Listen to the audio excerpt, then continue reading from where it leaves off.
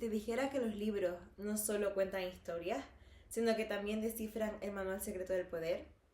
Bienvenida a Leer el Sistema, el podcast donde la literatura y la sociología se unen para revelar lo que ocultan las páginas y los titulares. Hoy tenemos con nosotras a Naomi Zenoski, una analista sociopolítica de guerras contemporáneas. Hola Naomi. Buenas tardes, Sofía, muchas gracias por invitarme aquí hoy a tu podcast. Encantada.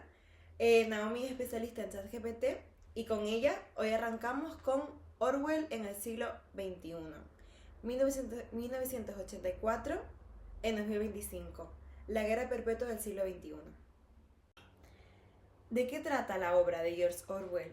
George Orwell, en su obra 1984, nos presenta un mundo distópico gobernado por Oceanía, que está bajo el régimen de el omnipresente Gran Hermano. Este ejerce un poder absolutamente fuerte y un control absoluto mediante vigilancia masiva, mediante una manipulación del lenguaje, produciendo una neolengua y una reescritura constante de la historia. El protagonista de la historia, de la novela, es un empleado del Ministerio de la Verdad que se rebela contra el sistema al escribir un diario y enamorarse de otra persona, pero su desafío contra el sistema termina en tragedia, ya que es capturado y torturado, y bajo esta situación acaba traicionando a su enamorada y acaba adaptándose a la doctrina del partido y aceptándola. Aquí se demuestra cómo el poder puede destruir incluso el pensamiento y sentimiento más íntimo que puede tener una persona. La novela explora temas como la pérdida de verdad objetiva, el creernos que 2 más 2 es 5, el uso de la guerra perpetua como herramienta para mantener el orden social, que va a ser el eje de nuestro análisis de hoy, y la aniquilación de la individualidad.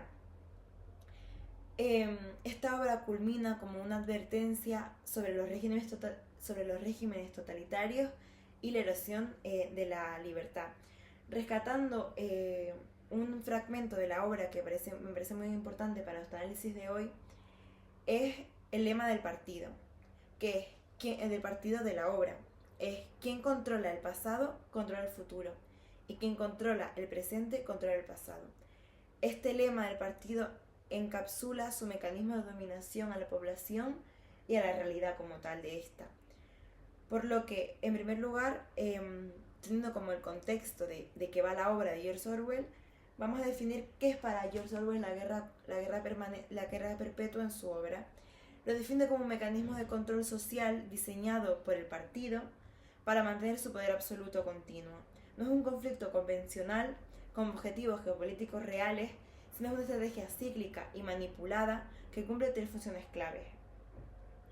Una distracción masiva y fuerte, es decir, la guerra canaliza el miedo y el odio de la población hacia un enemigo externo, lo que hace que se evite que la población se cuestione su realidad, se cuestione sus condiciones de vida y cuestione las medidas opresivas que está teniendo Oceanía, en este caso, de la obra, hacia todas las personas de la población. La otra función que tiene la guerra perpetua, según Orwell, es que crea una economía de escasez. Esta economía justifica el racionamiento de los recursos y sostiene una industria bélica generando dependencia del sistema. Esta industria se beneficia de que falte recursos, se beneficia de que a la población le tenga escasez de recursos, porque así está en una situación vulnerable y una situación más afable para ser sometidas. Y por último, una función que cubre esta guerra perpetua es una negación de la realidad. El partido altera completamente los bandos y los hechos históricos según les conviene, por lo que quien controla el presente controla el pasado, porque reescribe la historia constantemente para meter a la población en un estado en el que les sea imposible distinguir cuál es la verdad y cuál es la ficción, y cuál es su realidad o qué es lo que le quiere pintar el partido. Por lo que esta guerra perpetua tiene 3 características, que es una guerra sin fin, una guerra de enemigos intercambiables, volátiles, y en la que la violencia está completamente está completamente normalizada.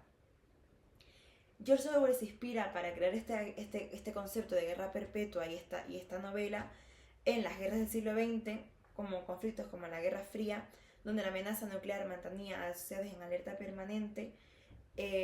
Por ejemplo, en la obra se usa todo el rato como chivo expiatorio externalidades o agentes externos para que la gente no sea consciente de su situación. También se inspiró en las economías de guerra en países como Corea del Norte, que usan la retórica bélica para controlar a su población, o el capitalismo del desastre, que es un sistema en el que la crisis y las guerras benefician a corporaciones. Por lo tanto, bajo todo esto que nos expone Orwell, aunque él no hable directamente de una industria económica, hace una crítica al capitalismo de Estado y al militarismo, que es lo que revela y en su obra que es lo que sostiene el sistema, que la guerra sostiene el sistema. Entonces, para ti, ¿qué similitudes hay entre la guerra perpetua de Orwell con la actualidad? Es verdad, Sofía, aunque hoy no vivimos en un mundo con un régimen totalitario como 1984, es verdad que si le prestamos detenida atención podemos ver que el concepto de guerra perpetua de Orwell pues es algo muy... no está tan lejos de nuestra realidad actual. Por lo que, aunque no lo notemos, la guerra no ha dejado de existir, solo ha cambiado de forma. Ya no se trata siempre de campos de batalla, de soldados, sino se trata de narrativas, de enemigos invisibles y de amenazas que se utilizan para justificar todo. Una de las similitudes que se me viene a la mente es lo del cambio del enemigo y no de la estrategia que mencionaste, ¿verdad?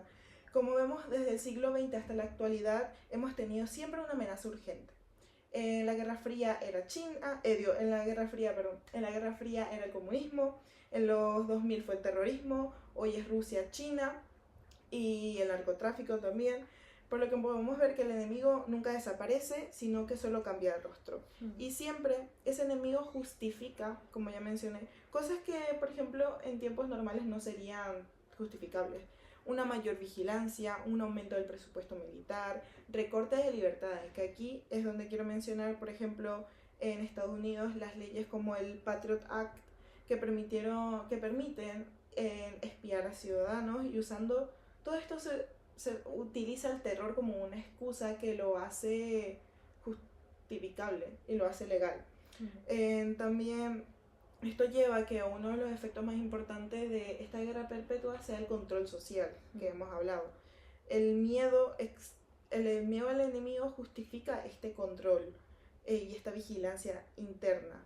De nuevo puedo mencionar el caso del 11 de septiembre, que muchos países aprobaron leyes antiterroristas que siguen vigentes hasta hoy. Leyes que permiten el espionaje masivo, la detención sin juicio y el monitoreo digital. Y la mayoría de la gente lo acepta porque es por su propia seguridad. Por lo que cuando se vive en una narrativa constante de amenaza, la gente ya deja de exigir derechos y empieza a aceptar controles. Y eso es exactamente lo que Orwell planteaba, ¿verdad? Una guerra que sirve para mantener un estado obediente donde nadie cuestiona el poder. Otras similitudes que puedo encontrar son las de la industria del miedo, donde la guerra perpetua no es solo un discurso, sino es un modelo económico. Por ejemplo, la industria armamentista, que necesitan que existan el conflicto para seguir creciendo. Y los gobiernos lo saben. Por ejemplo, Estados Unidos invierte miles de millones de dólares al año en cuestiones de defensa. Empresas como Lockheed Martin o Raytheon ganan millones con cada nuevo conflicto o crisis o amenaza que surge. E incluso después de la guerra, el negocio continúa. Las reconstrucciones, la seguridad privada y la tecnología militar siguen presentes. Como en 1984, ese gasto no se traduce en una vida mejor para la gente, sino se convierte en un ciclo de consumo donde el excedente económico se esfuma sin mejorar cuestiones como la educación, la salud ni acceso a derechos. Total.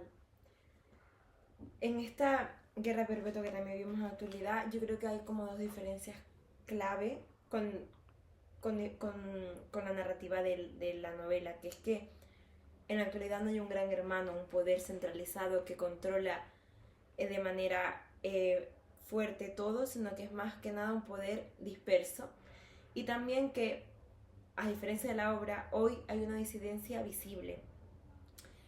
Hoy existen críticas abiertas a este sistema de guerra, a estas dinámicas de acumulación a través del conflicto. Y entonces,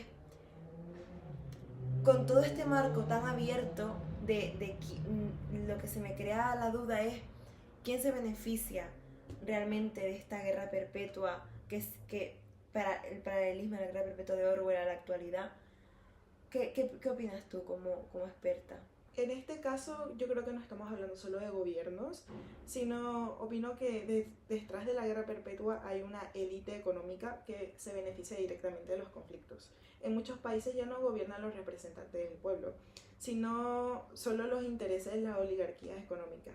Volviendo a Estados Unidos, podemos ver cómo las principales empresas armamentísticas financian campañas electorales y colocan lobistas en el Congreso para así presionar que las crisis y los conflictos sigan vivos.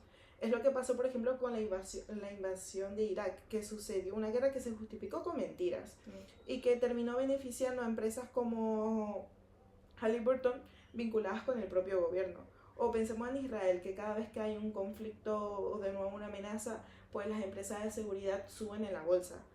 También en América Latina, que los combates del narcotráfico han justificado la intervención en barrios pobres, más especialmente la militarización en esos barrios, sin resolver el problema de fondo y generando así contratos millonarios en términos de vehículos, armas y vigilancia. Y los principales sectores que yo creo que se benefician son, en primer lugar, la industria armamentista, como te dije. Empresas como Northrop o Grumman van aumentando sus acciones con cada vez que los conflictos siguen escalando. En el sector energético lo podemos ver con las guerras en Oriente Medio que aseguran el control de los recursos como el petróleo. En la tecnología y en la seguridad podemos ver como empresas como Big Data, empresas llamadas Palantir o de vigilancia como Hikvision venden sus servicios a los gobiernos. Globalmente podemos ver como, según el ICANN, en 2022 el gasto militar global fue de 2.24 billones, mientras que 828 millones de personas pasaban hambre. Por lo que concluyo que la guerra es útil, pero no para todos. Sirve para consolidar el poder de unos pocos que ya tienen casi todos una plutocracia, lo que vendría a ser, que no necesita dictaduras porque ya tienen el control de la economía, de los medios y gran parte del discurso político. Total. Rescatando ese ejemplo que da sobre Israel, obviamente se nota un montón el interés económico que hay detrás, ya que los agentes internacionales no actúan, por más de que hayan demandas de Naciones Unidas, no se actúa porque está completamente conectada a intereses tanto armamentísticos, energéticos, que no van a parar el conflicto, no van a parar el genocidio, porque todos los estados de bienestar, estados democráticos y estados de libertad apoyan eso porque es un sistema que se beneficia muchísimos sectores de la población, muchos sectores de las élites de las poblaciones alrededor de todo el globo. Entonces, la guerra contra el terror, la guerra como herramienta ha funcionado como una guerra perpetua orwelliana. En la actualidad se ve. Estas guerras están siendo sin un fin claro, pero con costos humanos y económicos altísimos, a la vez que muchos se benefician altísimamente también. Se benefician élites económicas mientras vemos como los derechos civiles y los recursos y las oportunidades para la población cada vez están más recortadas, como la gente cada vez vive con más precariedad. Se usa el miedo para mantener el status quo, en plan, con todos los ejemplos que me has dado, en plan, se usa el miedo al terror, el miedo al otro, todo eso para mantener el status quo del sistema. Por lo que también se me plantea la duda, rescatando el concepto de gran hermano de George Orwell, se me plantea la duda de actualmente quién es el gran hermano, porque en el libro Oceanía está dominado por un gran hermano omnipresente, pero como si vinculaba todo el poder a un ente. Actualmente, con la globalización y con la diversificación de poderes, ¿quién sería ese gran hermano que controla ese sistema de guerra perpetua? Yo veo al gran hermano como un sistema, una red de poder distribuida que mezcla varios sectores. Uno de los principales sería, por ejemplo, las grandes tecnológicas. Todos nuestros ordenadores, los móviles, que lo usamos diariamente y que tienen un montón de información sobre nosotros. Saben qué buscamos, qué compramos, con quiénes hablamos, por dónde caminamos. Y toda esta información lo tienen de manera legal, puesto que nosotros aceptamos los términos y condiciones. Otro gran sector serían los gobiernos, puesto que son capaces de observar, rastrear, predecir y hasta controlar a su población. Y todo esto lo hacen justificándose detrás de la excusa de seguridad nacional. Total. Otro gran sector también son las élites invisibles, que son muy importantes, puesto que tienen un montón de capital. Y como sabemos, capital es poder, puesto que controlan los mercados, las armas, las redes y los datos. No aparecen en las elecciones ni en los noticieros, por lo que son más peligrosos, puesto que no sabemos quiénes son. Están detrás de los gobiernos, están detrás de todas estas empresas, pero que todas las decisiones que toman afectan a millones de personas. Y también un gran sector son los medios, puesto que no es una cámara que te observa, sino es un discurso que te forma. Te dice qué pensar, a quién temer, qué consumir, qué ignorar, y muchas veces repiten las versiones oficiales sin cuestionarlas. Y también hacen que los conflictos se vean como espectáculos. Total. Puesto que otro detalle orwelliano de nuestra época es cómo se presenta la guerra en los medios. La neolengua. Totalmente, o sea, hoy los conflictos se convierten en contenido constantemente. Cobertura 24/7, transmisiones en vivos, sí, y las respuestas son inmediatas, o sea, casi instantáneas. Tú puedes saber lo que está pasando en otro mundo en el momento que está pasando. Pero al mismo tiempo, aunque eso es tan fácil, no todos los conflictos están dentro de la narrativa. Hay muchos conflictos que están fuera. Por ejemplo, el caso del Congo, Yemen, Siria, a diferencia de Ucrania y Gaza e Israel, que tienen mucha cobertura, estos están fuera de la narrativa. Es como que no existen. Y al no existir, no son tomados en cuenta dentro de nuestro mundo. Al no existir en los medios, al no ser visibles, total. No existen. No existen, y claro, si no existen, ¿cómo tú puedes combatirlo? O cómo tú puedes, no digo denunciarlo, exactamente. Y esto nos muestra algo, que la guerra no solo se libra con armas, sino también con narrativas. Y muchas veces lo que se busca no es informar, sino mantener la tensión, la indignación, el miedo, que es muy importante. Para todo esto, para justificar las políticas. Y por lo que estamos diciendo, como yo lo veo, el gran hermano es un sistema, que no es una narrativa a la cual nosotros consumimos y la creemos y la reproducimos. Total, sí. Por lo que hasta los cuestionamientos que hacemos están previstos dentro de esta narrativa. Por lo que yo creo que es muy importante intentar pensar fuera de este sistema. Tu intervención me ha hecho concretar que el lenguaje es el primer campo de batalla, en plan, es donde se libera un poder muy importante. Por lo tanto, creo que existe una conexión profunda entre la guerra perpetua de Orwell y fenómenos modernos como la fake news, la posverdad y los eufemismos, que todos estos sirven para distorsionar y servir al poder. En 1984, la neolengua es una cosa que crea el partido para reducir el pensamiento crítico, en plan, elimina palabras como la verdad, como la libertad, para que no se pueda cuestionar el régimen, justifica lo injustificable y invierte el significado de la realidad. Un ejemplo claro es el lema del partido. En la novela, el partido expone que la guerra es paz, la libertad es esclavitud y la ignorancia es fuerza. Como que crea un imaginario colectivo que distorsiona las palabras para encajar en ese estado de sometimiento. Por lo que es una conexión con la neolengua moderna. Aunque hoy no haya un Ministerio de la Verdad centralizado, existen mecanismos similares que manipulan la percepción pública, que manipulan los medios, especialmente en contextos de guerra, de control y de poder mediático. Por ejemplo, la fake news y las posverdad crean realidades alternas y, por ejemplo, la posverdad permite que mentiras se viralicen siempre y cuando apelen a prejuicios. Luego están los eufemismos que ocultan la violencia sistemática, que ocultan la violencia que vulnera completamente cualquier derecho humano. Usar el término de daños colaterales invisibiliza que sean civiles muertos en bombardeos. Usar intervención humanitaria banaliza una intervención militar. Y luego está el lenguaje burocrático y deshumanizante que usamos en la actualidad.